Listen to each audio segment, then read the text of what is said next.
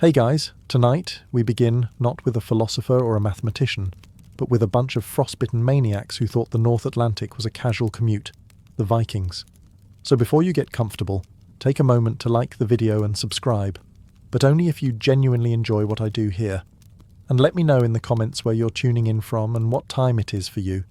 It's always fascinating to see who's joining us from around the world. Now dim the lights, maybe turn on a fan for that soft background hum, and let's ease into tonight's journey together. The first thing every Viking learned about sailing wasn't courage, navigation, or how to swing an axe. It was cold. A specific kind of cold. The kind that seeps into your bones, makes your teeth ache, and convinces you that maybe raiding monasteries in the Mediterranean would have been a better career choice. The North Sea doesn't care about your dreams, your courage, or your fancy Viking tattoos. It's a grey, freezing graveyard with waves shaped like bad decisions. And yet, for reasons known only to the gods and pure stubbornness, the Vikings sailed right into it. Viking longships were engineering marvels. Fast, sleek, and about as cosy as a coffin with oars. They had no cabins, no insulation, and certainly no below deck. You stood, you froze, and you prayed your beard didn't snap off in the wind. It was basically camping. If camping involved hypothermia, frostbite, and the occasional sea monster, every wave hit like a personal insult. The wind wasn't just cold, it was a living entity that hated you specifically. Helmets frosted over in minutes, beards turned to stalactites, and eyebrows froze into the same expression of eternal regret. The ocean spray didn't splash, it stabbed. And lighting a fire? Not an option. One spark on a tar-sealed ship and congratulations. You're now the world's first Viking flambé. So they rode without warmth, without light, and without the faintest idea why they thought this was a good lifestyle choice. The men wrapped themselves in heavy wool cloaks, the medieval equivalent of damp bath towels, and pretended it helped. Wool smelled terrible when wet, which it always was, but at least it hid the tears. They lined the deck with straw to insulate it, though insulation means nothing when your boat is basically a floating fridge. Sleeping was its own form of torture. The deck doubled as a bed, pillow, and personal ice sheet. You curled up beside 20 other frozen men, all of whom smelled like fear and fish, and hoped no one rolled over and stole your only dry sock. There were moments when the sea calmed. Glassy, still, silent. That's when the real horror set in. You'd look around and realise you couldn't feel your fingers, your toes, or your will to live. And yet, the Vikings kept sailing. Not because they were brave, not because they were fearless, but because somewhere deep down they knew one eternal truth. Freezing to death at sea was still more fun than farming turnips in Norway. At the end of a long day of rowing through freezing hell, you might imagine the Vikings retreating to their cosy cabins, lighting a small fire and snuggling into warm furs. You'd be wrong. There were no cabins, no fires, no snuggling. Unless you count collapsing next to a guy named Harold who hadn't bathed since last spring. The Viking longship was a marvel of simplicity, a giant wooden freezer disguised as transportation. The deck was open, the wind was relentless, and everything, including you, was damp. The North Sea didn't care if you were tired. It wanted you tired and slightly dead. Sleeping arrangements were generous, in the same way that a coffin is spacious. Each man had roughly 1/2 metre of deck space, just enough to lie flat if you didn't mind a shield boss in your spine. There were no mattresses, no blankets, just straw scattered across the planks to soak up seawater and human despair. By morning, it froze into a crunchy layer of Viking regret.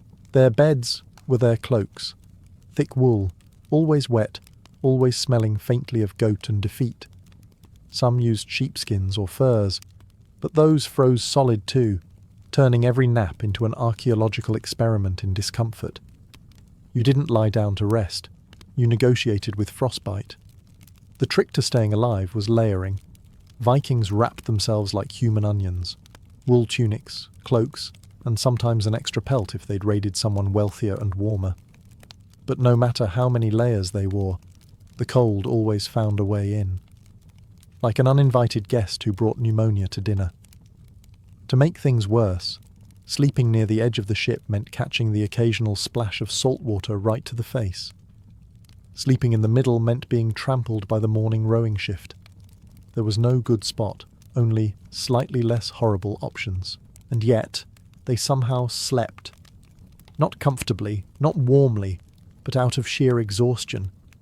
Their bodies shut down before their brains could remember they were dying of cold. Because on a Viking longship, sleeping well didn't mean waking up refreshed. It just meant waking up at all.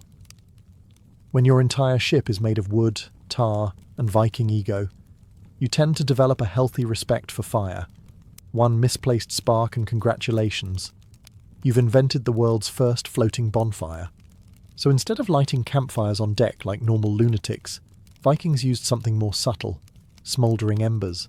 Each crew carried what they called the sleeping fire, a small metal or clay container filled with slow-burning coals, buried in ash.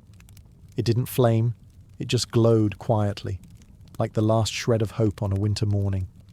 The embers were tucked away under a clay pot, or inside an iron brazier, the Viking equivalent of central heating, if central heating came with a 50% chance of burning your ship down. Losing those embers was a serious offence. It meant no fire at camp, no cooked food, and no light to keep away whatever creature was making that sound in the dark.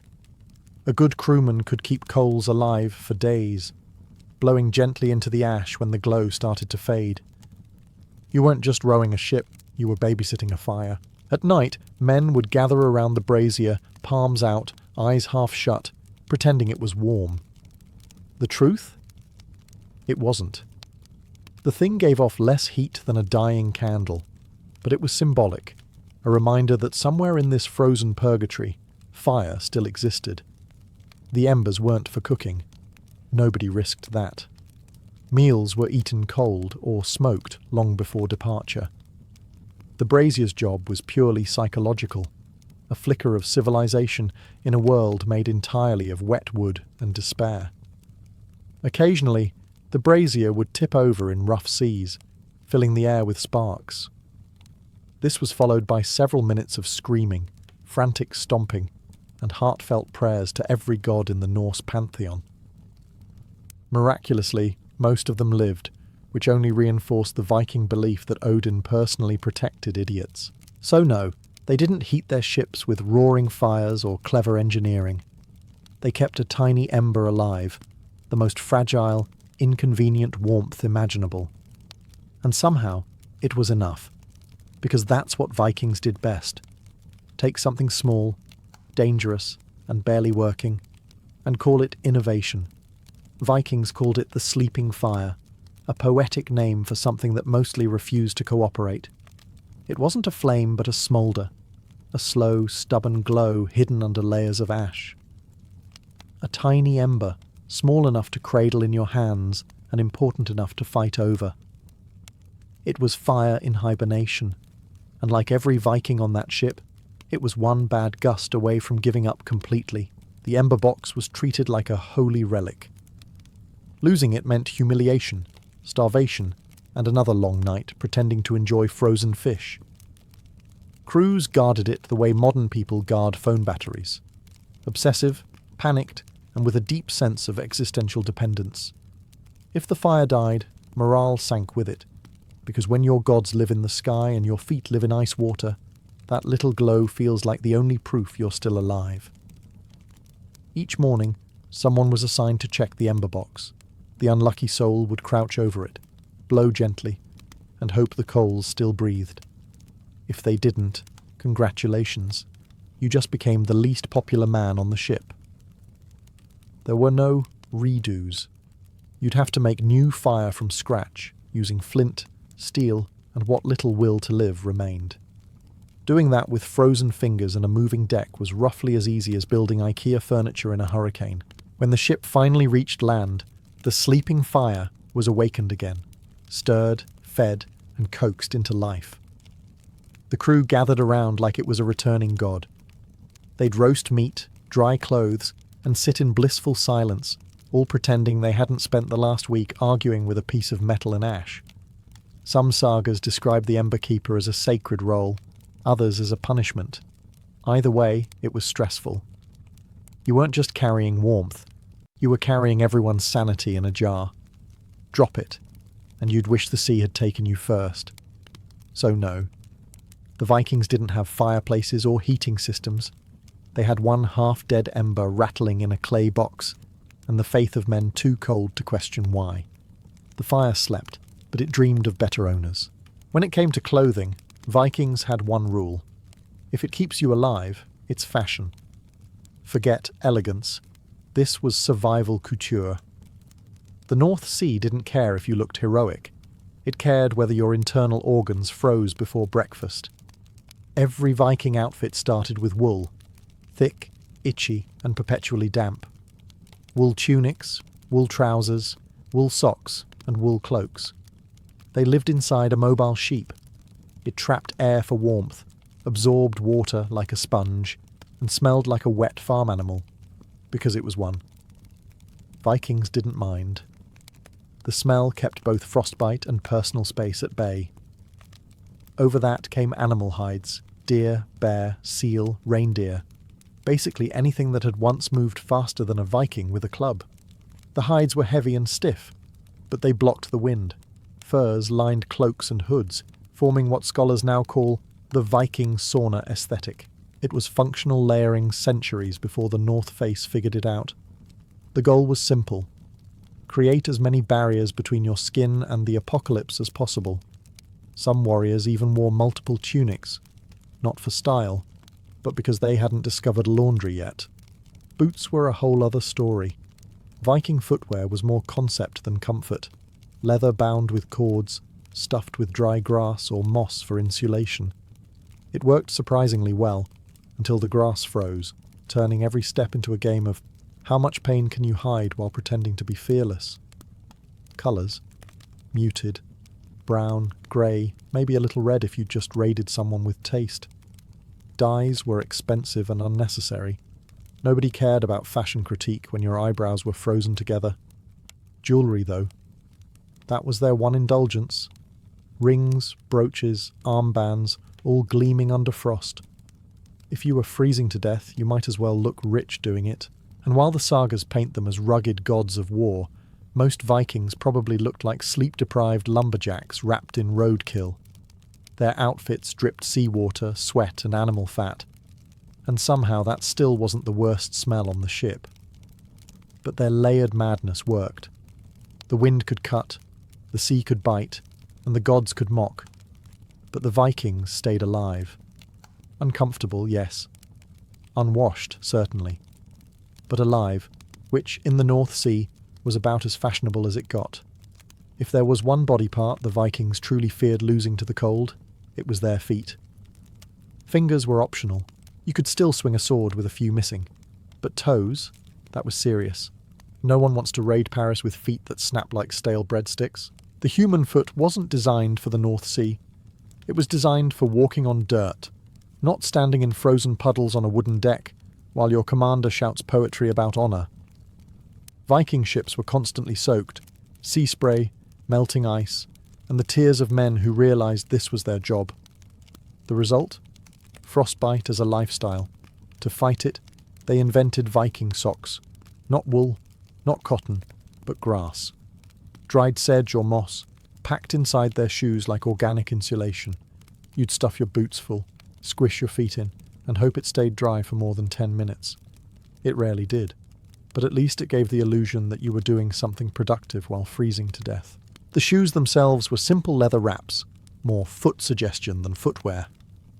You tied them tight, said a prayer, and tried not to think about the fact that you were basically walking barefoot on ice. Archaeologists have found Viking boots that look more like experimental origami than fashion. They worked, sort of, if by worked you mean delayed frostbite until lunchtime. Some men smeared animal fat or tallow on their feet before putting on socks. The logic was sound. Grease repels moisture. The side effect was that the ship now smelled like a combination of seal carcass and despair. Even at camp there was no relief. You couldn't dry your boots by the fire. They'd shrink, warp, or burst into flames. So you just kept wearing them, day and night, until your toes went numb enough to stop complaining. And yet, they marched, they rode, they conquered. Because Vikings didn't let pain stop them. They simply rebranded it as endurance. So yes, they froze, limped, and occasionally lost a toe or two.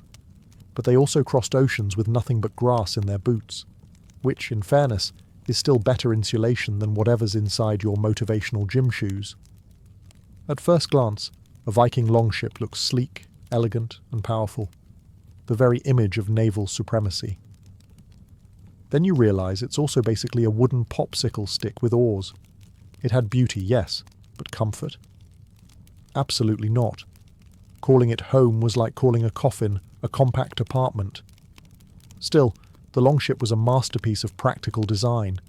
Every curve, every plank, every tar-sealed seam served one purpose: not sinking. And in the North Sea, that alone was a kind of luxury. But warmth? That was extra. To keep out the wind, shipbuilders overlapped planks in what's called clinker construction, sealing every gap with tar and animal fat. It worked surprisingly well, until the sea reminded you that tar only stops water, not cold. The ocean didn't need to leak inside. It just reached through the wood and strangled your soul. To make things cozier, the Vikings hung their shields along the ship's sides.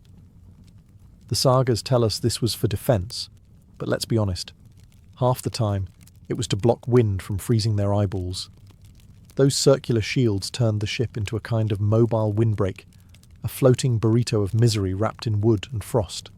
Some crews even stuffed moss and straw between planks or under their sleeping spots to create insulation. It helped, briefly. Then it got wet, froze solid, and became part of the floor. If you could pry it off in spring, congratulations. You'd invented early Scandinavian flooring. When storms hit, the ship flexed and groaned like a living thing. Every board expanding, every seam threatening mutiny. Men huddled in the hull, shivering and praying the engineering miracle beneath them didn't suddenly remember it was made entirely of trees. But for all its flaws, the longship was a kind of blanket, a thin, creaking shield between man and oblivion. It didn't keep you warm, but it gave you something to cling to while pretending not to die. Because for Vikings, that was enough. You didn't need comfort, only construction. You didn't need heat, only hope. And if your ship didn't burn, sink, or split in half, well, that counted as a warm night.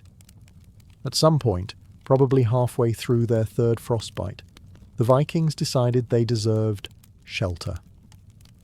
Not real shelter, mind you, not walls, roofs, or anything luxurious like that. Just a piece of canvas stretched over their heads so they could pretend the sky wasn't trying to kill them. They called it a ship tent, and it was about as effective as holding a napkin over a bonfire. Made from coarse wool or sailcloth, it draped across the longship's centre, anchored by oars, shields, and pure delusion. It didn't stop the cold. It didn't stop the rain. What it did stop was hope, and for morale, that counted. Under this makeshift tent, 20 to 30 men huddled together, packed tighter than salted fish. They lay shoulder to shoulder, wrapped in wet cloaks, pretending to sleep while slowly marinating in each other's breath. The air inside the tent was thick with moisture, sweat, and regret. If you survived the night, it wasn't from warmth. It was from mutual body heat and a shared refusal to admit defeat. Sometimes condensation would build up on the inside of the tent until it started raining from within. The Vikings called that weather. The modern term would be a cry for help. The real purpose of the ship tent wasn't warmth, though. It was illusion. When you're sleeping on an open deck with ice forming in your beard, even the faint shadow of a ceiling feels like civilization. It created a tiny psychological distance between outdoors and utter despair. Every now and then, a gust of wind would tear the canvas loose, flapping like the sails of a ghost ship. Nobody moved to fix it. They just sighed, accepted their fate, and added, losing the tent again, to the list of life's many insults. But for all its flaws, that sagging piece of fabric gave the illusion of a home, a fragile barrier between Vikings and the endless freezing void. Because that's how Vikings survived. Not through comfort, not through luxury, but through the sheer stubborn power of pretending things were fine when absolutely nothing was fine. And somehow, it worked. When you think of Viking feasts, you probably imagine roaring halls, roasted boars, and overflowing mead horns. But on a longship, forget that. Dinner on the open sea was basically punishment with calories. The menu never changed, cold, dry, and questionable. Cooking on deck was forbidden. Fire and wooden ships didn't mix well, unless you liked your meals served with screaming. So every Viking voyage began with weeks of pre-cooked misery. Smoked fish, salted meat, and hard bread tough enough to qualify as armour. If you could chew it without breaking a tooth, you were already halfway to Valhalla. Breakfast was dried herring, washed down with a gulp of seawater by accident. Lunch was more dried herring. Dinner? If you guessed dried herring, congratulations. You could survive the North Sea. Fresh meat was a luxury reserved for when someone's hunting luck outperformed their frostbite. Otherwise, you gnawed on your supplies and dreamed about fire. Vikings stored food in barrels sealed with tar, which meant everything tasted faintly of ship.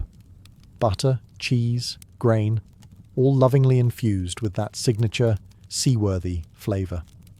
And when mould appeared, which it always did, they just scraped it off and pretended it was seasoning. To keep their strength, they ate fat, lots of it. Whale blubber, pork grease, even melted animal fat smeared on bread like medieval margarine. It kept you warm and disgusted in equal measure. Some sagas mention sea porridge, a charming blend of oats, water, and regret. It was thick, tasteless, and could probably patch a hole in the hull if needed. Water wasn't safe to drink. It went rancid in storage, so they relied on ale or mead, weak enough not to kill you, but strong enough to make you briefly forget you were sitting in a floating freezer. Hydration by mild intoxication, the Viking way, and through all this they didn't complain. Not out loud, anyway. Food was fuel, not fun. You ate because you had to row another 100 miles through sleet, not because you enjoyed the subtle notes of salted despair. So yes, they survived without warmth, without comfort, and without taste buds. Because when you're a Viking, a full stomach counts as luxury, even if everything you eat tastes like shipwreck. If warmth couldn't come from fire, the Vikings found the next best thing, mead. Not because it actually worked, but because it made them care a lot less that it didn't. Mead was the Viking solution to almost every problem. Cold, boredom, fear, existential dread, the sound of 20 men snoring in unison. You name it, they drank about it. Made from honey, water, and wild yeast, it was sweet, strong, and deceptively cheerful, like drinking liquid courage brewed by someone with a head injury. On land, it was sacred. In the sagas, warriors toasted the gods with it before battle, claiming Odin himself drank the same stuff in Valhalla. At sea, it was more functional. You didn't raise a horn to honour Thor. You drank directly from the barrel to forget that your boots had frozen to your feet. Mead was stored in wooden casks, carefully sealed with tar and optimism.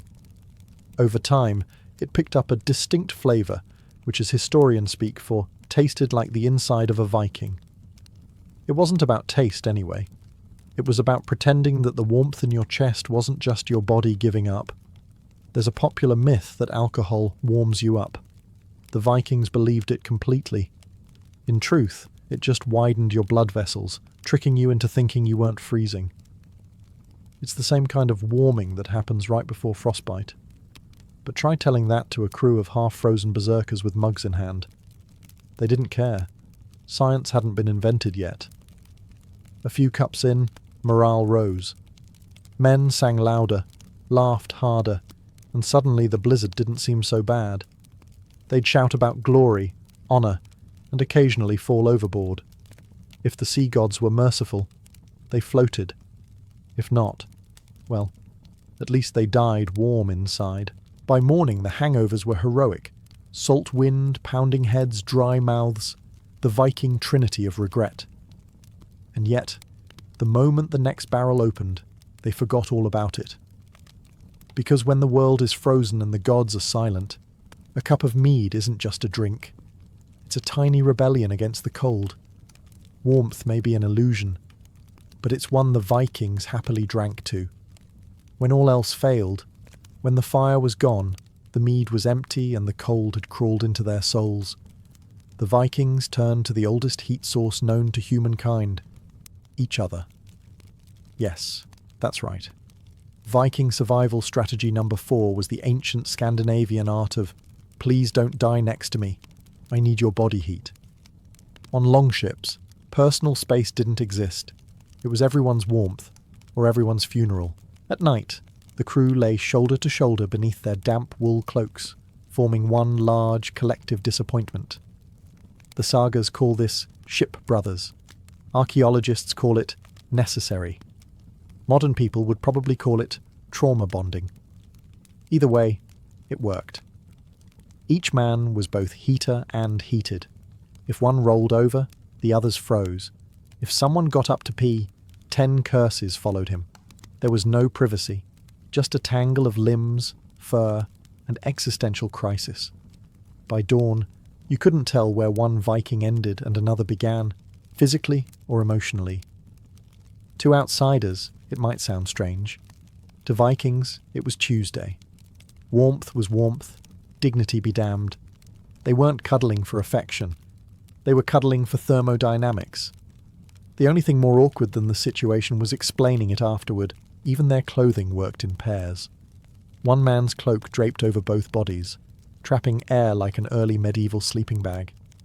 The smell was profound, a mix of sweat, salt and despair that could strip paint off a shield. But in that odour lay survival, the body's stubborn refusal to surrender. And the thing is, it bonded them, literally and figuratively. Brotherhood wasn't forged in battle. It was forged under one damp blanket while pretending to be asleep. No one who survived that level of shared suffering ever doubted loyalty again. The Vikings didn't talk about it much. You wouldn't either. But every saga of bravery, every tale of conquest, quietly began here, with half-frozen men huddled in the dark, sharing what little warmth they had left. They didn't just survive the cold. They outlasted it, by turning themselves into the fire they didn't have. It wasn't glorious, it wasn't heroic, but it was warm, and that was enough. When you can't feel your fingers, your feet, or your will to live, there's only one thing left to do: start singing. And that's exactly what the Vikings did. Music wasn't just entertainment, it was a survival mechanism. When your ship's deck was a frozen plank buffet, and your beard doubled as an icicle collection, singing kept the blood moving and the madness contained. Rhythm gave warmth structure. Harmony gave misery company. It was basically Viking therapy, minus the couch and the coping skills. The songs were simple: chants, rowing tunes, war hymns, each one designed to make 20 men pull oars in perfect sync while pretending their joints weren't crystallizing. Some were about gods and glory, others about ale and women, and a few, no doubt, about how much they hated this exact situation. The sagas never mentioned sad sea shanties, but they must have existed. You don't row across the Arctic in silence unless you've already given up on joy. These were working songs, half melody, half grunting, timed to the rhythm of the oars. The result was haunting, primal, and occasionally off-key when someone's lips froze mid-verse. The music wasn't just to pass the time, it unified the crew. The same men who'd argued over stolen rations now harmonized like a choir of freezing psychopaths. Singing drowned out the groans of the ship, the hiss of the wind, and that quiet voice in your head whispering, "You could have stayed home."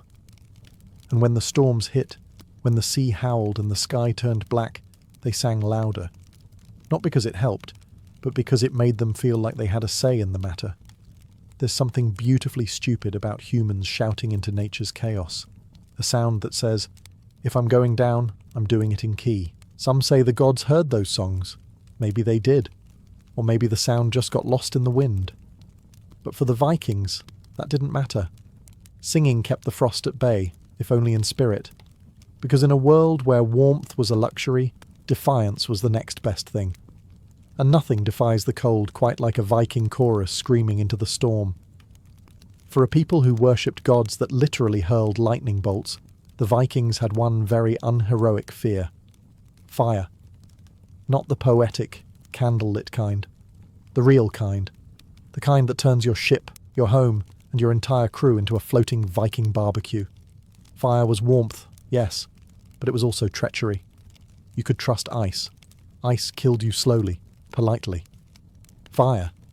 Fire killed you loudly. Every Viking ship was soaked in tar, packed with timber, rope, sails, and dreams.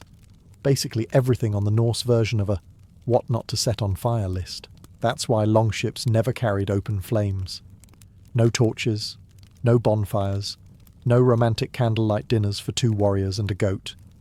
Instead, they relied on smouldering embers, tiny, manageable, and only slightly less suicidal. Lighting a real fire mid-voyage was the kind of decision that guaranteed you'd be remembered in the sagas. As a warning, it wasn't just about the ship.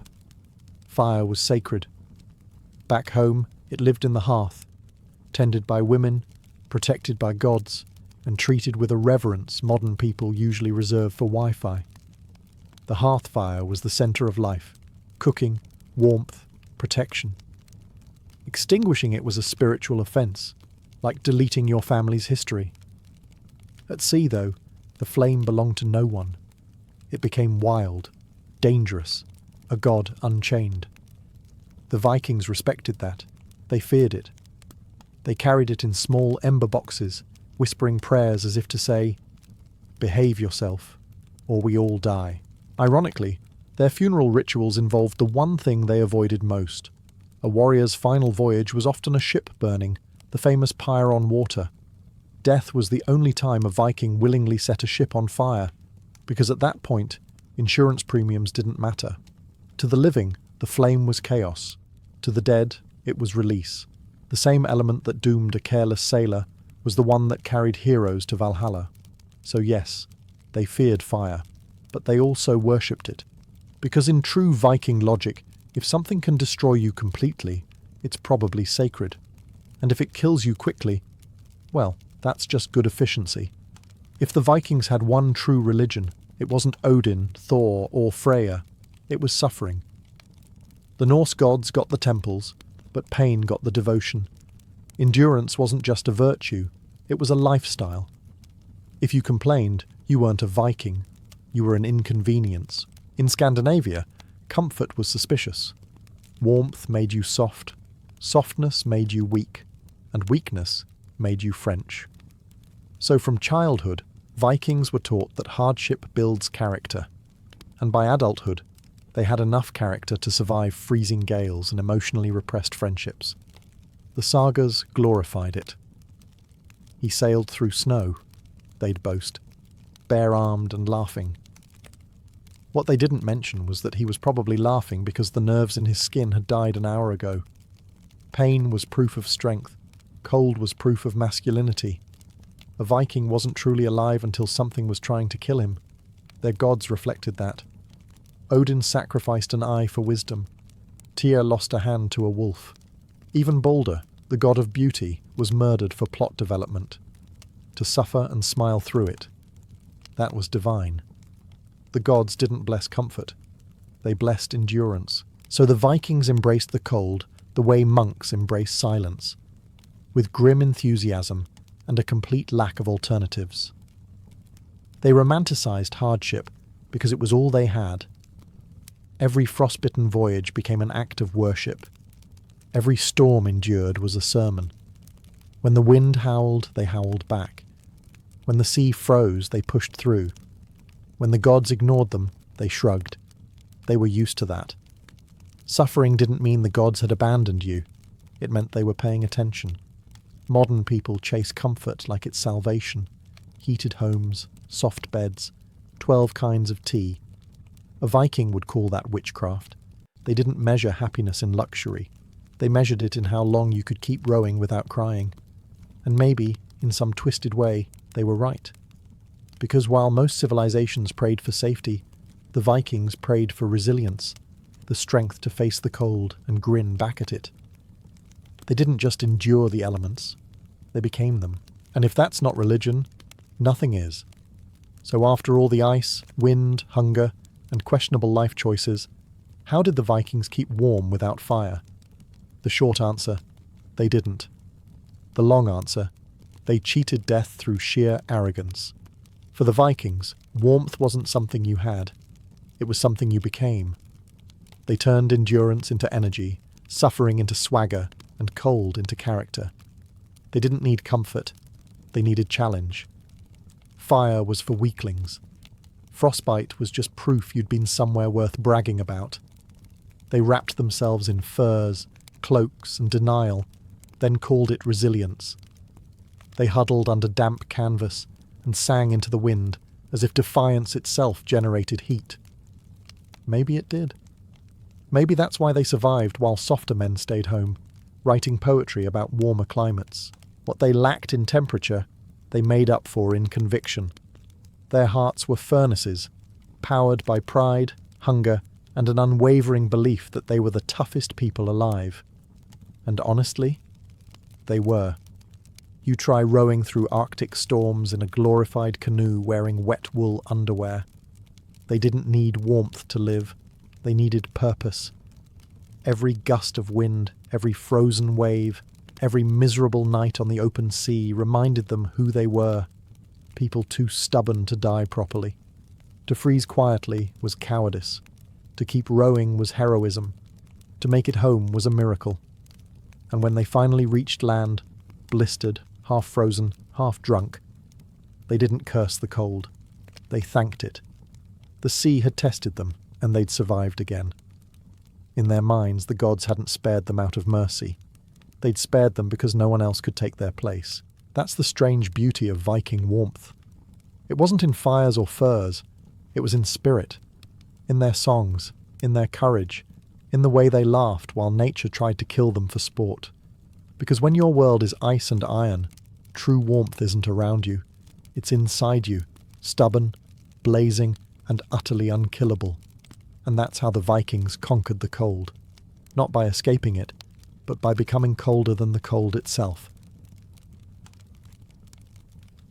The Tudor church wrapped itself in the illusion of holiness. On Sundays, incense curled through cold stone aisles, while sermons thundered against lust, gluttony, and sin. Priests stood before their flocks in spotless vestments, their voices echoing words of purity. Yet behind the sacristy doors, when candles were snuffed and prayers ended, that same church became a theatre of temptation. Human flesh, not doctrine, ruled the night. Celibacy, after all, was an ideal imposed by Rome, not a natural state of being. The clergy were expected to be married to God, but few could resist the touch of the living. In parishes from Canterbury to York, whispers spread of priests who shared their beds with housekeepers, of monks who vanished from the cloister after Compline, and of nuns who dreamed not of Christ but of carnal warmth. Everyone knew. No one said it aloud. Confessionals, meant for repentance, became stages for forbidden intimacy. A young woman would kneel, her breath trembling, as she confessed impure thoughts, only to find her priest listening too closely, his questions a little too curious. "Do you think of him often?" he might ask. And she would answer softly, "Yes, Father." In the dark, both sinner and confessor became mirrors of temptation. The irony was holy men preaching virtue by day and whispering sins by night. For many priests, desire was not rebellion, but survival. Parish life was lonely, harsh, and poorly paid. The church demanded chastity, but provided no comfort, no warmth beyond the cold company of doctrine. And so they rationalized their lust as weakness, forgivable, even understandable. "God forgives the frailty of man," one priest might mutter after an indiscretion, adjusting his robes before morning mass. Yet the contradiction festered. The church that burned heretics for lesser offences tolerated this quiet hypocrisy. It was not zeal that kept the clergy pure. It was the fear of being caught. And even that fear dulled over time, replaced by familiarity. In the end, purity was just another performance. Robes to hide the body, incense to mask the scent of sin, and sermons to distract the faithful from the human desires pulsing beneath the altar cloth. The Tudor church looked holy. It just didn't smell that way. In the parishes of Tudor England, the word housekeeper had a double meaning. Officially, she was the woman who cooked, cleaned, and tended the priest's household. Unofficially, she was his comfort in the long, lonely nights when scripture offered little warmth. It was a quiet scandal everyone knew about, from the bishop's palace down to the village tavern. The faithful would nod politely to Mistress Joan or Goodwife Alice, pretending not to notice how the priest's so-called servant shared his bedchamber and bore children who curiously resembled him. The hypocrisy was almost bureaucratic. Bishops fined priests caught in incontinence, but only when the rumours became impossible to ignore. Pay the fine, perform penance, say a few prayers, then return home to the same woman waiting by the fire. The church condemned lust from the pulpit, but quietly tolerated it in the rectory, so long as the tithe money flowed and public scandal stayed manageable. As one chronicler dryly remarked, "The priests will sin, the bishops will sigh, and the people will forgive, for all have need of each other." Some of these relationships were tender, even domestic. A few priests lived openly as husbands without the blessing of marriage, their wives managing the parish as efficiently as any vicar's spouse after the Reformation. Others, however, were more predatory. Power and confession made for dangerous intimacy. A frightened girl seeking spiritual counsel could find herself cornered by the man meant to save her soul. One bishop's report noted with weary resignation that certain clergy take women under colour of service and make them concubines. It was written in Latin, but everyone understood the translation. Lust disguised as duty. Villagers rarely protested. A beloved priest who christened their children and buried their dead could hardly be cast out for human weakness. And in a society already steeped in sin and repentance, who was truly without fault? So long as the sermons continued and the bells rang for Mass, the facade of holiness held firm. But behind the altar, the double life of the Tudor priest thrived. A life where the forbidden felt sacred, where desire found its loophole in confession, and where the church, for all its authority, could never quite silence the pulse of human flesh beneath the cassock. Within the stone walls of Tudor monasteries, the battle between body and spirit was fought daily, and often lost before sunrise. Monks were meant to live as the church's soldiers of purity, rising before dawn, fasting, chanting, and shunning worldly pleasure. But human nature doesn't surrender so easily, not even to God. In the silence of the cloister, where the mind was supposed to dwell on the divine, it often wandered elsewhere, to memories of women, to longing dreams, to the soft scent of the world beyond the walls. For many monks, temptation was not a sudden fall, but a slow erosion. The endless repetition of prayer and ritual dulled the senses, leaving the imagination free to roam where it shouldn't. A pretty pilgrim passing by the abbey gate, a young novice kneeling too close during vespers. Even such small moments could ignite a storm of guilt and desire. Some monks confessed to seeing demons, others simply admitted to seeing women. Both were treated with suspicion. Records from the period reveal startling honesty. In one visitation report, an abbot wrote that his brothers confess to carnal fantasies nightly and beg for correction of the flesh. Another admitted that a monk had fled the abbey altogether to live with a brewer's widow. Discipline was swift but rarely effective. A week of fasting, public humiliation, or a cold flogging could not cure what centuries of repression had failed to extinguish. The irony was cruel. The more strictly a man was told to deny his nature, the more it haunted him. Some monks turned their guilt into fanatic devotion, punishing their bodies to silence the voice of desire. Others grew bitter, mocking their vows in private, drinking ale behind the garden wall, sneaking out to nearby villages under cover of night. The church called it weakness. They called it survival. When Henry VIII's Reformation came, the dissolution of the monasteries exposed just how human these holy men truly were. Inspectors found lovers, illegitimate children, and secret stashes of ale and gold. The monasteries that once hid the battle between flesh and faith were laid bare, and England discovered that even the most pious robes could not conceal the oldest sin of all, the craving to be touched, to be loved, to be human. The confessional, that narrow wooden box where souls were meant to be cleansed, often became the Tudor Church's most intimate stage for temptation. In theory, it was sacred ground. A priest on one side, a penitent on the other, the veil of secrecy between them. But secrecy, like silence, can breed danger.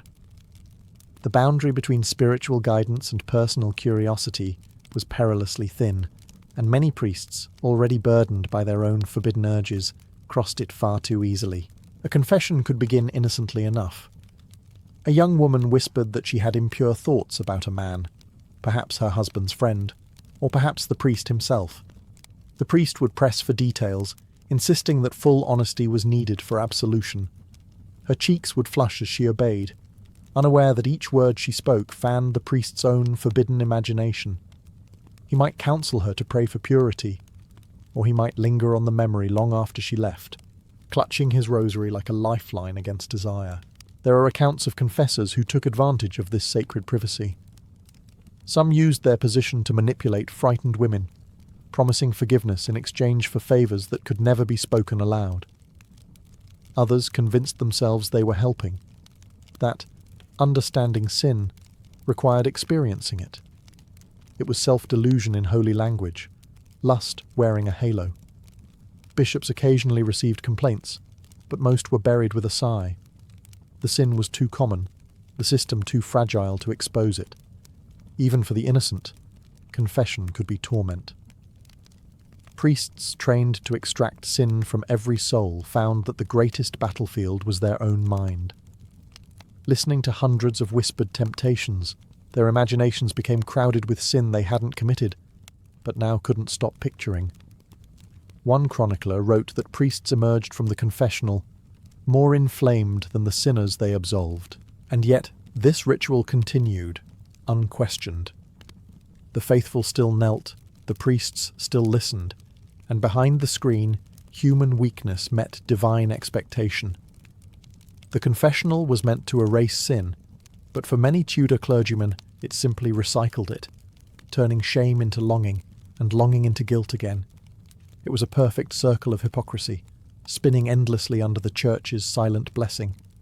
Behind convent walls, where women vowed to serve only God, love often found its own secret pathways.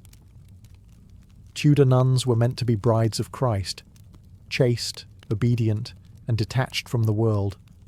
Yet convents were rarely as silent or pure as sermons suggested. They were communities of young women, many sent there not out of devotion but convenience. A family might cloister an unruly daughter or hide away an inconvenient pregnancy. And once the gates closed behind them, the struggle between body and faith began. Loneliness was the first intruder. The daily rhythm of prayers, fasting and chores dulled the mind. Eyes lingered too long on a fellow sister's face during hymn practice, or on the visiting priest who heard confessions with gentle patience. Affection, in such a confined world, quickly became dangerous. Letters were smuggled through kitchens and courtyards. A nun might claim she was visiting the garden to gather herbs, but her real harvest waited behind the wall. Historical records, though written with moral outrage, reveal glimpses of forbidden tenderness. One visitation report described 2 nuns found in embraces most unholy. Another spoke of midnight whisperings and fondness beyond sisterhood. The punishments were humiliating: public confession, fasting, or confinement. Yet none of it stopped the pattern. The convent, for some, was not a prison. It was a place where love could hide in plain sight under the language of devotion, and there were those whose sins were far riskier. Some nuns carried on affairs with monks or visiting confessors. A few even became pregnant, their swollen bellies explained away as dropsy or miraculous illness. The shame was usually buried, literally. A sick room, a quiet death, a hurried burial under the cloister stones. God's mercy, it seemed, was quicker when silence served the church. But beneath the hypocrisy was something profoundly human. These women were not villains. They were simply denied the right to be human in the first place. The vows they took were cages built from obedience and isolation. When they broke them, it wasn't just lust, it was rebellion against a system that forbade love itself. In their whispered promises and secret touches, the Tudor nuns lived the one truth the church tried hardest to suppress, that even in holy ground, desire blooms. Love was not supposed to exist in a Tudor convent, at least not the earthly kind. Yet, within the dim candlelight of these walled sanctuaries, hearts rebelled. The rules were clear: obedience to the abbess, silence after vespers, purity above all. But the heart doesn't read canon law. The convent, designed to suppress temptation, instead became an incubator for it. When you lock away youth, beauty, and longing behind stone and prayer, desire doesn't die. It refines itself. Letters of the era describe scenes both tragic and tender. One sister wrote to a monk at a neighbouring abbey, "I see thee only in my prayers, and yet my prayers are full of thee." The letter was intercepted, her punishment severe, a week of fasting and public humiliation. But even after repentance, her affection remained, hidden behind hymns and daily penance. She would later carve a tiny heart beneath the wooden bench of her choir stall, the closest thing she had to a love letter that would last. Visitors from outside the convent only fueled temptation. Merchants, stonemasons, and confessors passed through the gates, bringing news of the world beyond. To young women cloistered since childhood, a kind smile or gentle word could feel divine. Some priests exploited that awe. A confessor might linger too long after hearing sins, offering comfort that quickly crossed the sacred line. One chronicle from 1538 tells of a priest caught sneaking into a convent at night disguised as a pilgrim. His penance was exile, though everyone knew it was hardly his first offence. The Reformation only deepened this crisis. As royal inspectors began dissolving monasteries and convents, they unearthed what polite society had long suspected: nuns with children, lovers' correspondence, and secret doorways connecting cloisters to nearby parsonages. Henry VIII's agents, eager to discredit Catholic orders, documented every scandal they could find. One report coldly noted, "In the convent of Godstow, more infants were born than psalms were sung." Yet even amid this chaos, not all was corruption. Some of these forbidden romances were genuine, two souls clinging to each other in defiance of a system that denied them affection. It wasn't just lust that flourished behind those walls. It was a quiet, desperate yearning for love, companionship, and freedom. Three things the Church itself had forbidden them to seek. When Henry VIII broke from Rome, the Church of England was born not out of holiness, but out of lust. And the hypocrisy was too rich to ignore. Here was a king demanding spiritual independence so he could divorce his wife and marry another, while his bishops preached chastity from gilded pulpits. The Reformation wasn't only a political revolution, it was a mass unmasking of clerical sin. Suddenly, the very men who had condemned others for impurity found themselves stripped of their own illusions of virtue. Royal inspectors, dispatched to dissolve monasteries and convents, uncovered scandal after scandal. They reported monks living with wives, priests fathering children, and nuns whose miraculous ailments turned out to be pregnancies. Henry's agents exaggerated, of course. Every sin they found served as justification to seize more church property. But the seeds of truth were undeniable. The Tudor clergy had been preaching against temptation while drowning in it. Lust, it seemed, had done more damage to Rome's authority than any sermon could. The hypocrisy extended from the pulpit to the throne. Henry himself justified his affairs by invoking divine will, declaring that God wanted him to have a male heir, no matter how many wives or mistresses it took. Courtiers took the hint. Bishops blessed the king's unions and annulments with rehearsed piety, each one pretending that scripture somehow agreed. Behind the mask of reform was a court obsessed with pleasure, gossip, and power, draped in the thin veil of religious duty. Common folk watched all this with weary amusement. The village priest still kept his housekeeper. The abbey walls still whispered with desire. Only now, the crown, not the Pope, collected the confessions. The Reformation didn't purge lust from the church, it nationalised it. The same men who once whispered Latin prayers now toasted English queens, swapping faith for favour, robes for gold, and vows for politics. In the end, Henry's break with Rome revealed what everyone had always known, but few dared to say: that the Tudor Church's greatest sin wasn't lust itself, but the denial of it. For centuries, desire had been the secret heartbeat beneath the hymns, and when the Reformation came, it simply tore off the cassock, exposing the flesh that had always been there, trembling beneath the illusion of divine control. After Henry's break from Rome, the pulpits of England thundered with new authority. Priests, now loyal to the crown rather than the Pope, proclaimed a purer, holier church. But for all the talk of reform, the sermons still smelled faintly of hypocrisy, and sometimes of perfume. The men who denounced Catholic corruption often carried their own brand of temptation under their robes. The cassock might have changed allegiance, but not appetite. Many clergy used their newfound freedom to live more openly, no longer hiding their lovers behind the title of housekeeper. Marriage for priests, once condemned, was suddenly permissible, but old habits die hard. Some took wives yet continued to seek pleasure elsewhere. Others, emboldened by reform, turned their sermons into spectacles of moral superiority, warning their congregations against the very sins they indulged in privately. The louder a man preached about purity, the more likely it was that he had something to hide. Records from parish courts are full of such contradictions. One minister was fined for incontinence with several women of his parish, another caught in bed with the wife of a churchwarden. Even bishops were not exempt. In 1551, the Bishop of Gloucester was accused of keeping a concubine under guise of a laundress. The irony was practically divine. The Church had broken from Rome in pursuit of moral clarity, yet found itself repeating the same old farce, only now in English. The people, however, were not fooled. In taverns and marketplaces, they mocked the clergy with bitter humour. "Our parson," one ballad joked, "preaches hellfire but keeps a warm bed." Satirical plays lampooned lecherous friars and hypocritical preachers, while pamphlets circulated with drawings of priests caught in scandalous embraces.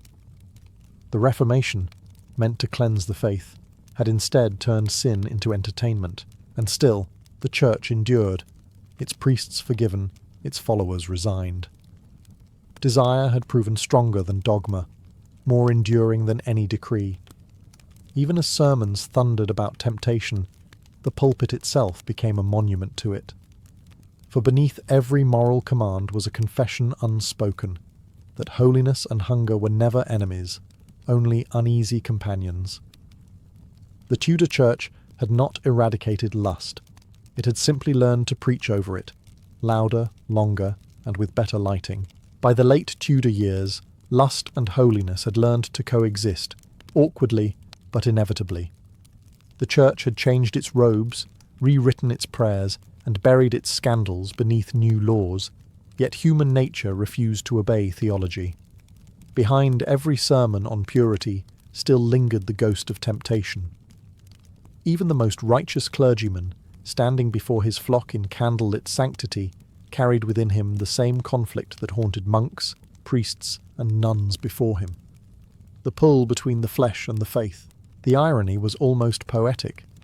The Reformation had promised a church freed from corruption, a moral cleansing of England's soul.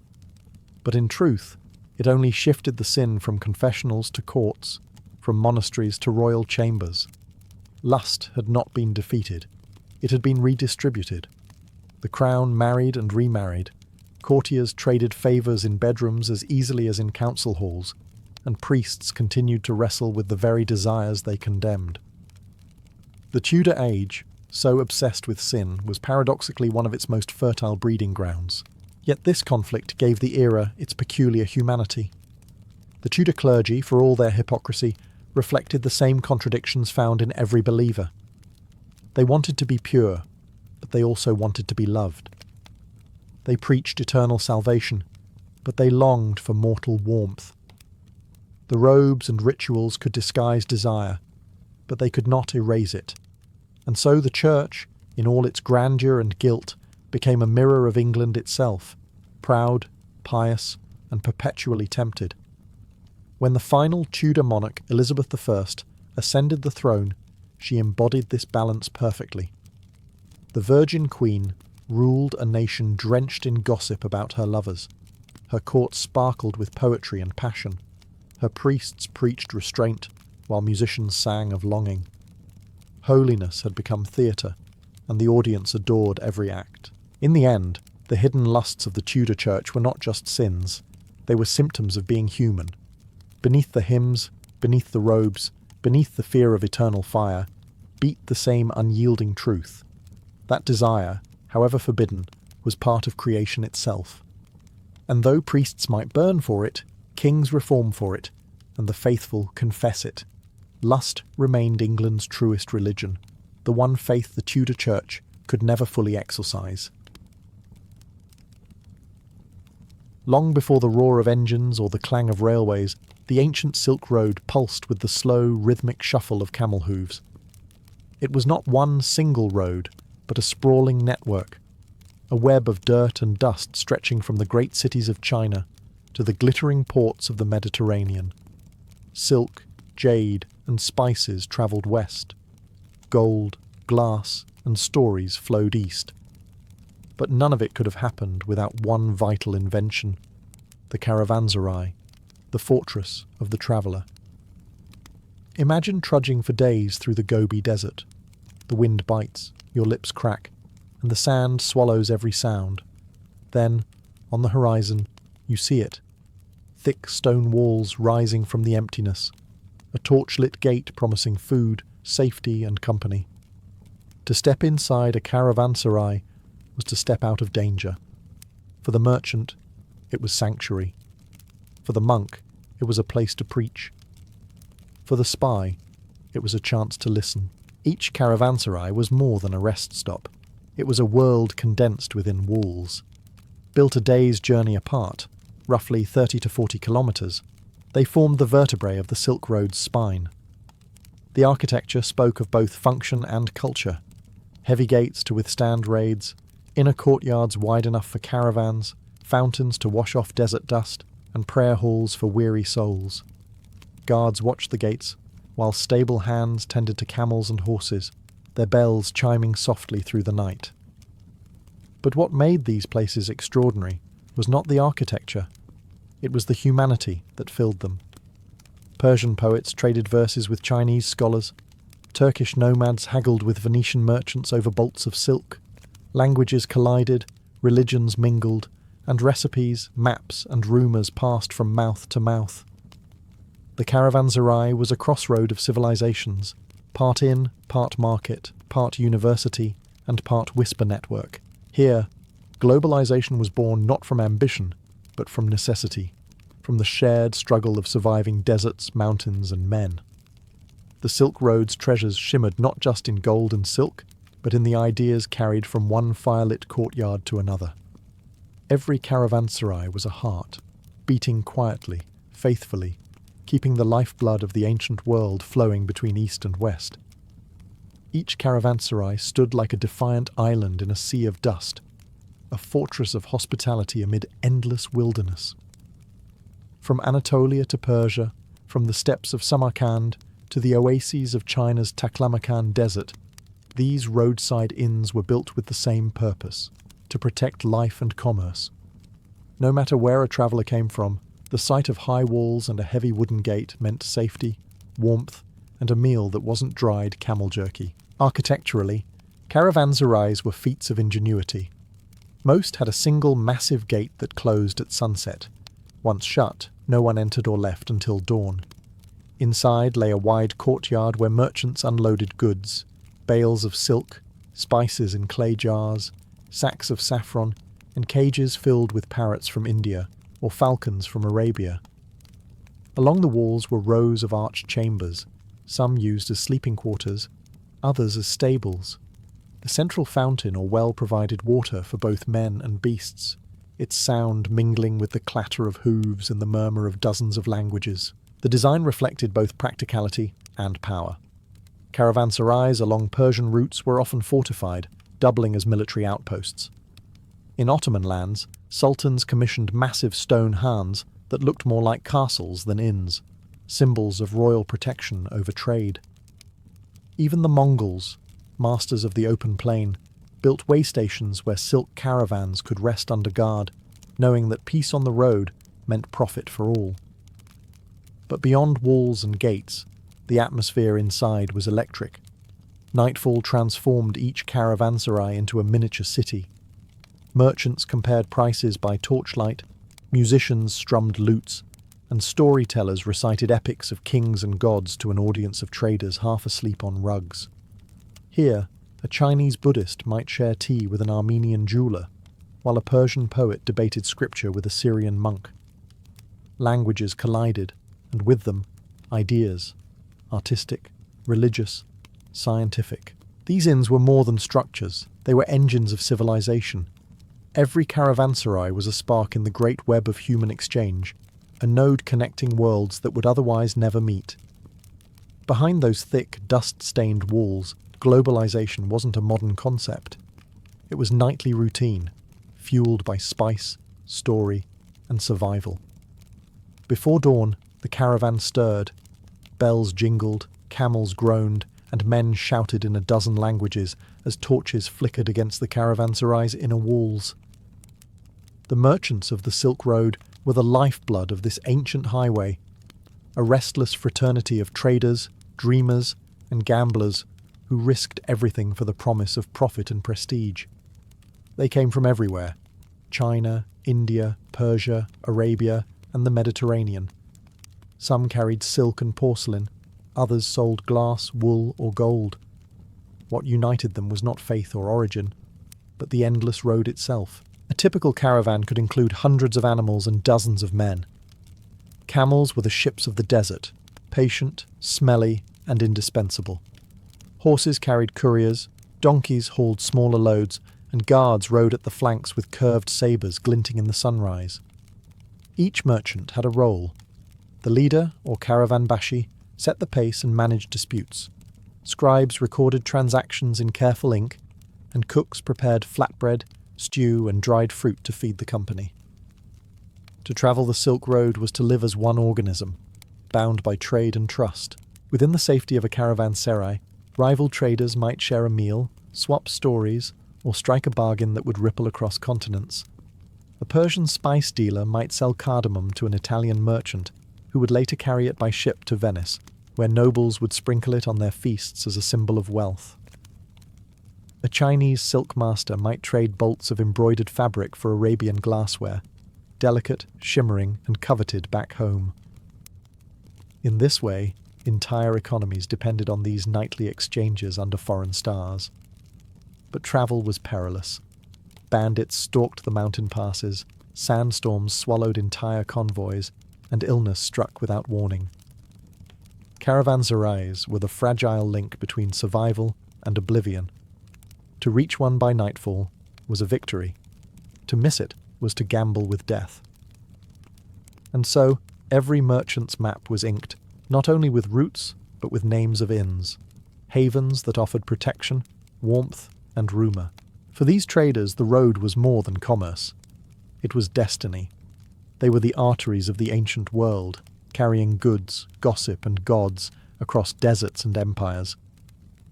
Each caravanserai was their heartbeat, pulsing, echoing, keeping civilization alive one weary step at a time.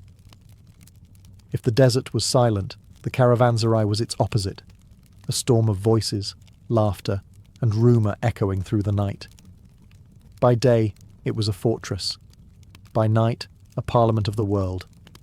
Merchants, monks, envoys and wanderers gathered around fires, trading not only goods but secrets.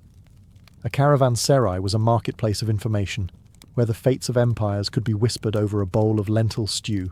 News travelled faster here than on any royal road. A merchant from Samarkand might arrive with word that the Khan of the East was raising taxes. A Persian courier would swear that the Ottoman Sultan was preparing for war. A monk from India might murmur of a new sect, while a trader from Venice reported that silver prices had fallen across the sea. Every story was part truth, part invention, and every listener became both student and spy. In an age without newspapers, caravanserais were the world's wireless network, dusty, noisy, and utterly indispensable.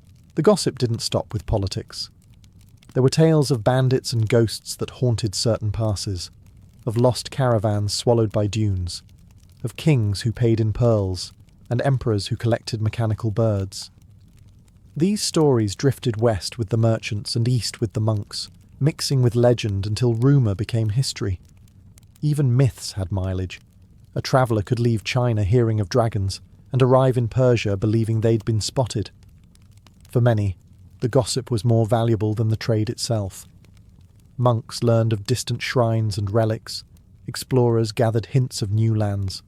Rulers sent spies disguised as merchants to listen and report. A well-placed rumour could bankrupt a rival or spark an alliance. The innkeeper, often overlooked, became the gatekeeper of this invisible empire, his ears sharper than any sword, his memory more dangerous than any army. But beneath all the chatter lay something deeper. Connection. The caravanserai was the one place where enemies could eat from the same pot, where a Christian could share wine with a Muslim, and where a Buddhist could trade blessings for salt. In the flicker of lamplight, the divisions of empires blurred, replaced by a common truth that every traveller understood. The road was long, the world vast, and survival required both trade and trust. Long before merchants brought silk to Rome or spices to Venice, monks carried something even more enduring: ideas. Along the Silk Road, the caravanserais became unlikely monasteries of the moment, spiritual pit stops where faiths met, mingled, and sometimes collided. Here, under the same roof, one might find a Buddhist monk from Nalanda, a Nestorian priest from Mesopotamia, a Sufi mystic from Persia, and a Taoist scholar on pilgrimage. They arrived by camel, on foot, or in ox-drawn carts, bound not by trade but by revelation. The road was their scripture. Each inn was a verse. And every night their prayers rose together in a dozen tongues. In these shared courtyards, debate flourished, not about gold or silk, but about the soul. The Buddhist monk spoke of compassion and detachment. The Christian priest of redemption and grace. The Sufi whispered of divine love hidden in the folds of existence. The air buzzed with words as incense smoke curled between languages. Sometimes faiths clashed, other times they simply fused. It was in places like these that Buddhism spread from India into Central Asia and China, carried by monks who followed the same routes as the traders. Caravanserais gave them food, protection, and, most importantly, an audience. A weary merchant might listen to a monk's parable after dinner, and remember it long after the spices were sold. Likewise, Christian missionaries from the Middle East used the same shelters to reach the steppes, carving crosses on the walls beside older inscriptions in Sanskrit or Persian. The walls of some surviving inns still bear those marks, a silent record of theology in transit. Even the most practical of travellers often left with a touch of philosophy. The road demanded it. To face the desert's emptiness was to confront the divine. And so, between the buying and selling, men began to question the meaning of their journeys. What if the road itself was the teacher and every stop a lesson? The caravanserai, for all its bustle, became a place of quiet transformation. Not only goods, but gods were exchanged here, reshaped, reimagined, and carried onward. Beneath its vaulted arches, faith became a traveller too, wearing the dust of many lands and the language of many hearts. Though history often remembers the Silk Road as a man's world of merchants and monks, women were its quiet architects, unseen but indispensable. Behind every caravan's success was a web of wives, daughters, and innkeepers who kept trade alive when the men were gone. In the Caravanserais, where the weary met the waiting, women's presence shaped the rhythm of the road as much as gold or silk ever did. Some were merchants in their own right. Central Asian women, especially among Turkic and Mongol tribes, managed trade caravans, owned inns, and negotiated contracts with travellers. A skilled trader's wife might sit cross-legged in a shaded corner of a caravanserai courtyard, haggling fiercely over a roll of brocade or a bag of saffron. Their authority was earned through reputation, and in a world without borders, reputation travelled fast. Others worked within the inns themselves, cooks, hostesses, or keepers of the stables, ensuring that every traveller, rich or poor, found a place to rest and eat. Then there were the storytellers, dancers, and musicians, women whose songs echoed through the courtyards after dusk. Their performances were payment and prayer at once, soothing the tired, charming the lonely, and spreading fragments of distant cultures. A dancer from Samarkand might wear Indian jewellery, perform Persian steps, and sing verses in Arabic, her art as fluid as the road itself. Through them, cultures didn't just trade goods, they traded rhythm, beauty, and myth. Even noble women found their place in the network. Royal wives and princesses from Persia or Mongolia sponsored caravanserais as acts of faith and generosity, ensuring that travellers, including monks and pilgrims, found safe lodging. Some of these inns bore their names, their legacies carved into stone lintels where caravans once passed beneath. But the road was also dangerous. Women faced risks far greater than exhaustion or hunger, bandits, exploitation, or the slow erasure of their stories. Yet their resilience was astonishing. They adapted, traded, entertained, prayed and endured, weaving themselves into the very fabric of the Silk Road's life. Without them, the caravanserai would have been only stone. It was women who filled it with warmth, laughter, and language, who turned cold walls into homes and transformed the journey into a living story that still hums beneath the dust of the ancient road. Every caravanserai was built for survival, yet designed with surprising grace. To the traveller, its walls meant safety. To the builder, they were symbols of divine duty, an offering to both God and guest. From Anatolia's honey-coloured stone hands to Persia's sun-baked courtyards and China's timbered way stations, the architecture of these inns reflected not only geography but philosophy. Each one said, in its own language of arches and domes, "You are safe here, stranger." The typical design followed a rhythm perfected over centuries. A single monumental gate faced the road, often carved with verses invoking blessings for travellers. Once inside, a wide rectangular courtyard opened, flanked by rows of vaulted chambers. The lower rooms housed camels, donkeys and horses. The upper ones sheltered merchants and pilgrims. In the centre, a fountain or well shimmered under open sky, feeding both thirst and spirit. Water was sacred, and so it flowed through channels and basins, cooling the dusty air as traders unpacked their treasures. In colder regions, some caravanserais enclosed their courtyards completely, with domed roofs pierced by narrow skylights. In the desert, thick mud brick walls kept the interior cool by day and warm by night. Builders understood the language of climate, a harmony between form and function that modern architects still admire. Many caravanserais even had small mosques or shrines built into their corners, where travellers of every faith could pray. Hospitality, after all, was not merely kindness, it was law. Decoration told another story. Stucco carvings, turquoise tiles, calligraphy, and geometric patterns adorned the walls, proof that even in remote deserts, beauty mattered. A Persian caravanserai might display Quranic inscriptions about generosity, while a Central Asian one bore stylized lions and suns, symbols of protection. These designs spoke across cultures, expressing one universal truth, a shared reverence for the traveller's journey.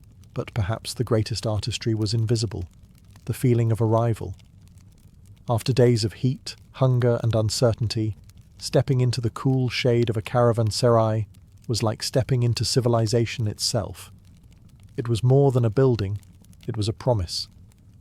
Within those walls, strangers became guests, and weary men became part of something vast and connected. The architecture was stone, but the message was human, that even in the harshest places, there would always be room for you. For nearly 2,000 years, the Silk Road thrived, a thread of trade, faith, and friendship stretching across half the world. But even the strongest silk frays with time. By the 15th century, the same caravanserais that once pulsed with laughter and languages began to fall silent. Their courtyards, once crowded with camels and spice carts, echoed only with wind and the occasional traveller too stubborn to believe the world had moved on. The first blow came from the sea. When European explorers discovered maritime routes to India and China, the overland roads suddenly became slower, riskier, and less profitable. A ship could carry 100 times the cargo of a caravan, and no sandstorm ever swallowed a galleon. Merchants who once crossed Persia and Central Asia now sailed around Africa, trading silk for silver in bustling ports instead of barren deserts. The caravanserais, built to guard against bandits and thirst, could not defend against obsolescence. Then came war. The Mongol peace that had once protected traders gave way to fractured kingdoms and raiding tribes. Empires rose and fell faster than merchants could redraw their maps. Taxes multiplied, roads became unsafe, and many inns were abandoned, left to crumble beneath centuries of sand. Those that survived became villages, prisons, or ruins inhabited by shepherds and ghosts. The Silk Road's arteries dried up, and the heart, the caravanserai, ceased to beat. Yet decline did not mean disappearance. In the quiet courtyards of these ruins, traces of the past still linger. Faded inscriptions in Persian and Arabic speak of hospitality and divine protection. Burn marks on stone recall the fires that once warmed travellers from a dozen kingdoms. Even now, wanderers who visit these remnants feel a strange familiarity. The echo of footsteps, the imagined scent of spices, the soft murmur of traders counting coins by lamplight. The caravanserais may have fallen, but their legacy survived in new forms. In the roadside inns of Europe, the khans of the Ottoman Empire, and the modern hotels that still promise comfort to strangers. The Silk Road's dust may have settled, but its spirit of exchange, the will to connect across distance, endures. The world learned from its fall that even when roads end, the stories carried upon them never do. Today, the caravanserais of the Silk Road stand like scattered bones of a forgotten giant, silent, weathered, and half swallowed by sand. Their walls crumble, but their memory endures in the DNA of our modern world. Every airport lounge, roadside motel, and border cafe owes something to these ancient sanctuaries of exchange. They were the first global network, not of cables or code, but of people. And in their courtyards, the world first learned how to connect.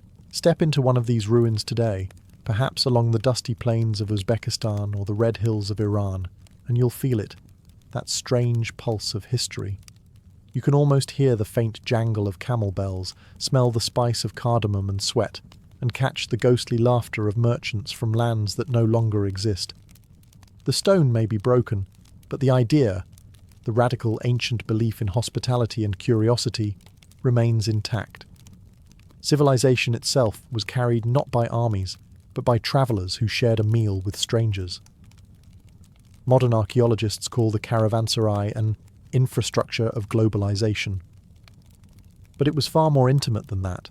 It was humanity's first chat room, its first international market, its first peace treaty signed by necessity. Within its walls, differences blurred under the same roof of survival. It was here that cultures collided not with swords, but with stories. And the Silk Road became more than a trade route. It became a classroom for empathy. Governments today dream of reviving the Silk Road through railways and highways, but the truest revival is spiritual, in the recognition that connection, not conquest, built civilizations. The caravanserai's lesson is as simple as it is timeless, that the stranger who knocks at your gate may carry more than goods. They may carry the future. As the sun sinks over the ruins, The shadows of the old arches stretch long across the sand, as if reaching for travellers who will never return. Yet in a way, we are all still walking that road.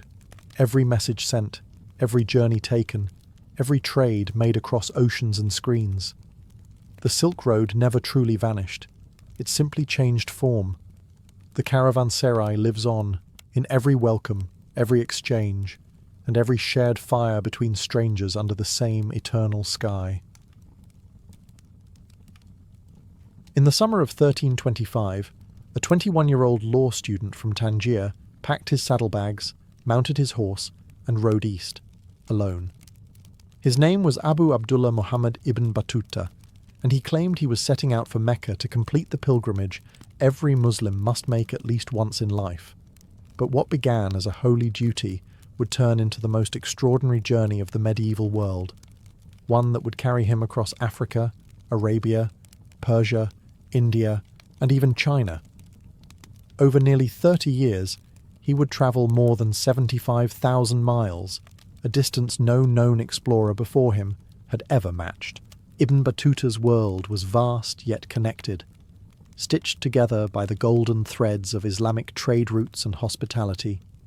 From Morocco's Atlantic coast to the heart of Central Asia, an invisible network of inns, scholars, mosques and markets welcomed any traveller who spoke the greeting, Assalamu alaikum.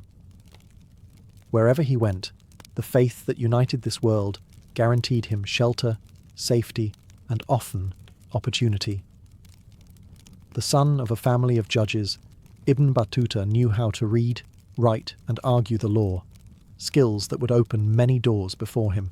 His first destination was Mecca, but as he later wrote, "I set out alone, without companion or caravan, for the love of travel was implanted in my soul by God."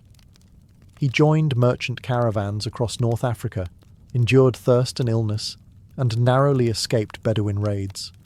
But every hardship drew him further from home and deeper into history. By the time he reached Cairo, he had already crossed kingdoms and deserts, and something had changed. The pilgrimage was no longer enough. The world itself had become his calling. In Cairo, he marvelled at a city that never slept, a place where scholars debated, markets roared, and mosques gleamed like palaces. It was here that Ibn Battuta's curiosity began to overshadow his piety. He listened to sailors' tales of India's riches, merchants' stories of golden Mali, and envoys speaking of faraway China. Each rumour became an invitation, and so the pilgrim became a wanderer. What began as a journey toward Mecca turned into a lifetime across the known world, not in search of gold or empire, but of knowledge, faith, and the endless wonder of human connection. The road to Mecca was not a single trail. It was a gauntlet. As Ibn Battuta crossed North Africa, the Sahara loomed like a shimmering mirage of death. Caravans vanished in its endless dunes, their bones swallowed by wind and time.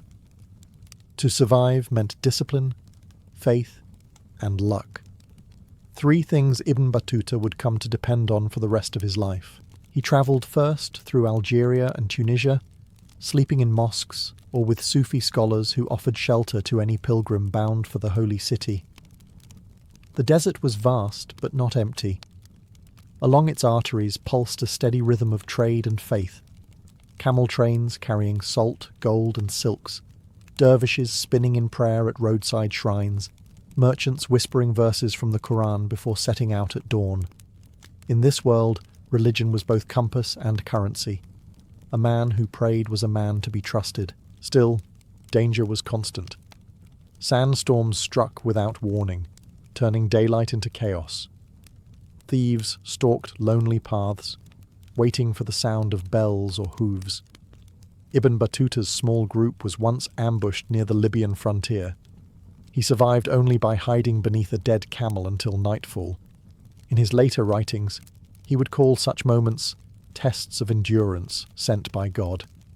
But even in fear, he found beauty. The desert at sunset, he wrote, burned like gold before the mercy of night cooled its fire. By the time he reached Alexandria, Ibn Battuta was no longer merely a pilgrim. He had become part of a vast living network of scholars, travellers, and storytellers stretching from the Maghreb to Arabia. He met holy men who claimed visions of Mecca, sailors who swore they'd seen islands made of perfume, and students reciting poetry in the courtyards of mosques. Their stories filled him with an intoxicating hunger to see more. From Alexandria he journeyed down the Nile, marvelling at the ancient monuments of Egypt and the bustling river towns where Coptic Christians and Muslim traders lived side by side. Every stop revealed a world bigger than the one he had imagined in Tangier. The road to Mecca was still ahead, but the true pilgrimage had already begun, not toward a city, but toward the infinite horizons of the human world. When Ibn Battuta finally reached Mecca, after more than a year of perilous travel, he felt he had arrived not just at the centre of Islam, but at the heart of the world. The city was alive with faith and motion. Thousands of pilgrims from Africa, Persia, India, and Anatolia, all circling the Kaaba in perfect rhythm. It was a living map of the medieval world, drawn not with ink, but with footsteps and prayer. For Ibn Battuta, the pilgrimage fulfilled his religious duty, but it also opened his imagination.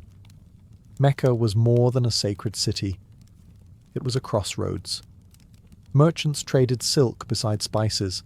Scholars debated law in the shade of palm trees. Poets recited verses under oil lamps until dawn. Every man here carried a story from another land, and Ibn Battuta wanted to hear them all. He began recording his experiences, noting customs, dialects, and the subtle ways Islam shaped local life. Even in uniformity, he saw infinite diversity. After months in Mecca, most pilgrims turned home. Ibn Battuta did not. The world was calling.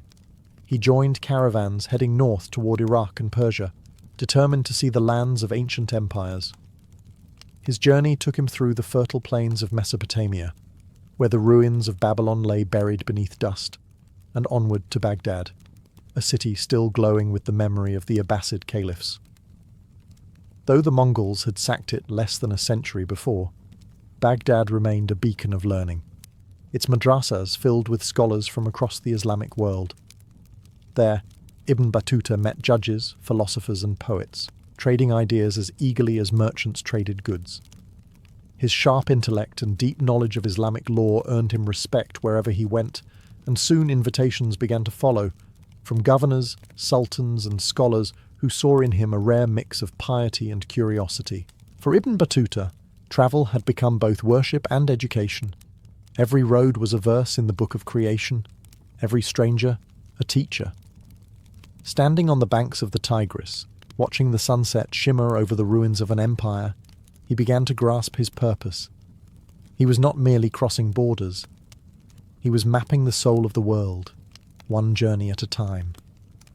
By the time Ibn Battuta reached Persia, he was no longer simply a pilgrim or traveller. He was becoming a scholar of the world. His reputation as a learned man of law, combined with his charm and eloquence, opened doors wherever he went. He stayed in mosques and palaces alike, debating theology one day and dining with princes the next. For a man born in the far corner of Africa, he now found himself moving through the beating heart of the Islamic Golden Age. Persia dazzled him. He crossed cities still shimmering from the legacy of the Mongols, now ruled by the Ilkhanate dynasty, where Persian artistry had blended with Central Asian grandeur. In Tabriz, he marvelled at markets overflowing with Chinese silks, Indian spices, and Damascus steel. Proof that the old Silk Road still pulsed with life. In Shiraz, he met poets and jurists who recited verses of Saadi and Hafez, blending poetry with faith. To Ibn Battuta, it was not only a place of wealth, but of wisdom. A land where intellect and beauty shared the same language. His journey continued eastward, through the mountains of Afghanistan, and into the fabled cities of Khorasan and Herat, where he witnessed how Mongol destruction had slowly given way to rebirth. Everywhere he went, he recorded what he saw, the way people dressed, how they prayed, what they ate, and how they governed. His travel notes, later compiled as the Rihla, the Journey, would become a mirror reflecting the connectedness of the medieval world. But knowledge could not protect him from danger. In one desert crossing, his caravan was attacked by bandits. He lost all his belongings and nearly his life. Yet he pressed on, interpreting every trial as divine instruction. When he finally reached the great city of Delhi, he arrived not as a beggar, but as a man who carried with him the wisdom of a continent. The Sultan of Delhi, Muhammad bin Tughlaq, was fascinated by this Moroccan wanderer and appointed him as a royal judge, an honour few foreigners had ever achieved. Ibn Battuta had crossed from pilgrim to scholar, from scholar to statesman. Yet even in power, he remained restless. The horizon still called, and beyond India, the world awaited. In Delhi, Ibn Battuta entered a world of both magnificence and madness. The city was a glittering capital, swollen with palaces, mosques and markets overflowing with colour. But at its centre ruled one of the most unpredictable monarchs in history, Sultan Muhammad bin Tughlaq, a man of immense intellect and even greater cruelty. Scholars called him brilliant, survivors called him dangerous. For Ibn Battuta, serving at this court would prove both a blessing and a trial. The Sultan appointed him as a qadi, or judge, granting him wealth, servants, and a fine house. Overnight, the young man from Tangier became a figure of influence, sitting beside viziers and generals in the court of one of the richest empires on earth.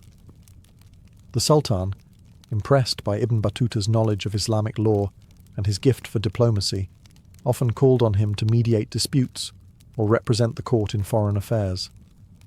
But beneath the gold and ceremony lurked a deep unease. Delhi was a city of spies, where favour could vanish overnight and disobedience was punished with torture or death. In his Rihla, Ibn Battuta describes the Sultan as a man of vast ambitions and swift anger. He witnessed acts of generosity, entire streets fed from royal kitchens, followed by acts of terror when the same kitchens ran red with executions. One day, the Sultan ordered a gift of gold coins to be distributed to the poor. The next, he commanded the exile of 100 nobles for imagined betrayal. To live in his shadow was to walk a tightrope between fortune and ruin. Still, Ibn Battuta navigated this perilous world with remarkable skill. His charisma and learning kept him in favour, and his curiosity never waned.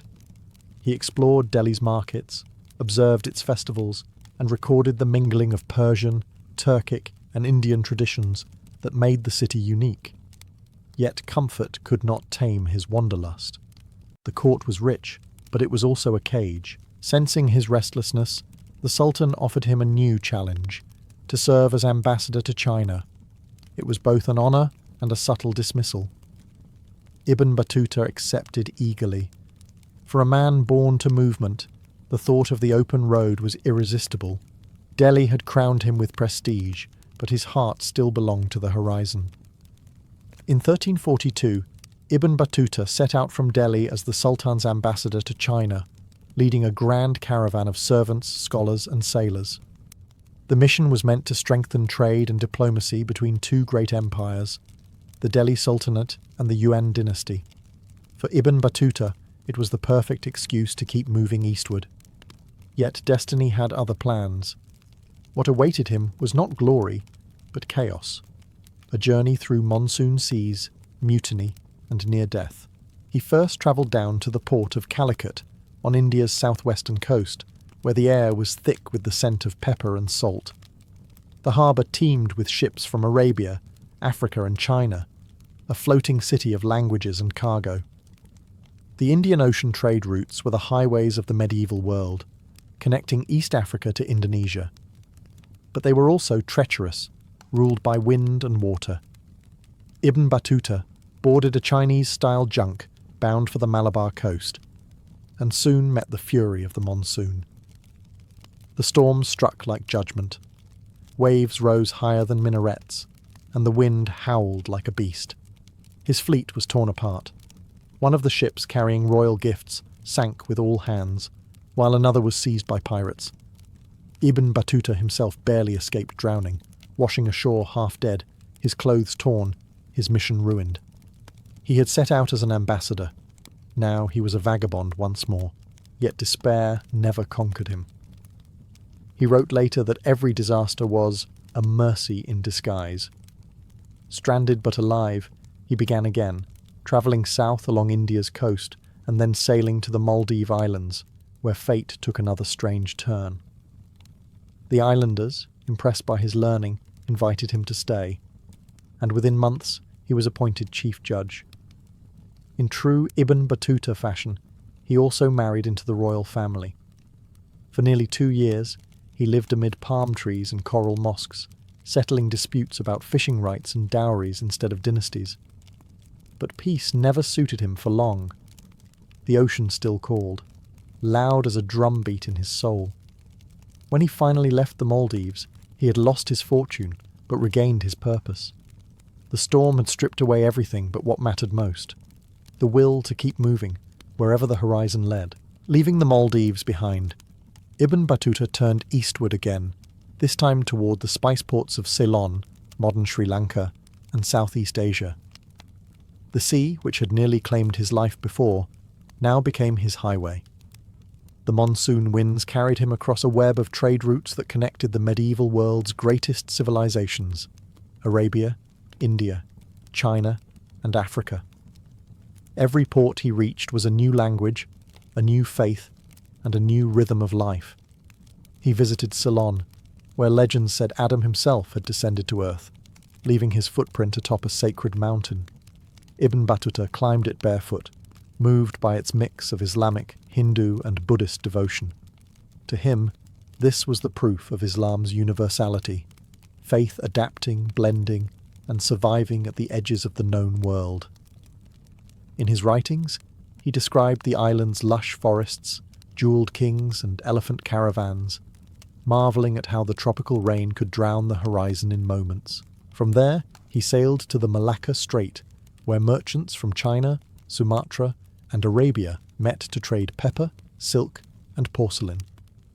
The air was thick with humidity and gossip. Ships from every coast anchored side by side, their decks laden with goods and guarded by men whose faces showed every shade of the known world. Here, Ibn Battuta saw a level of global exchange that few medieval Europeans could have imagined. A multicultural sea bound not by borders, but by wind and trust. But the ocean remained unpredictable.